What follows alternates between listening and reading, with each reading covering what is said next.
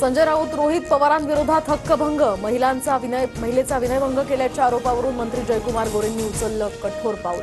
विधानसभा अध्यक्षांकडून प्रस्ताव मंजूर। गोरे हे ज्युनियर सोमय्या, मुख्यमंत्र्यांनी गोरेंचा राजीनामा घ्यावा। संजय राऊत आक्रमक, तर महिलेला न्याय मिळवून देण्यात चुकीचं काय? नोटिशीला उत्तर देऊ रोहित पवारांचंही गोरेंना प्रत्युत्तर।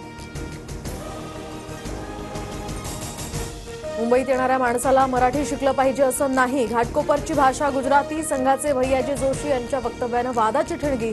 राऊतांसह महाविकास आघाडीच्या नेत्यांचा जोशींसह सरकारवर हल्लाबोल। मराठी भाषेचा अपमान सहन करणार नाही, भैयाजी जोशींच्या वक्तव्यानंतर आता विधान परिषदेत गोंधळ। माफी मागावी, विरोधक आक्रमक।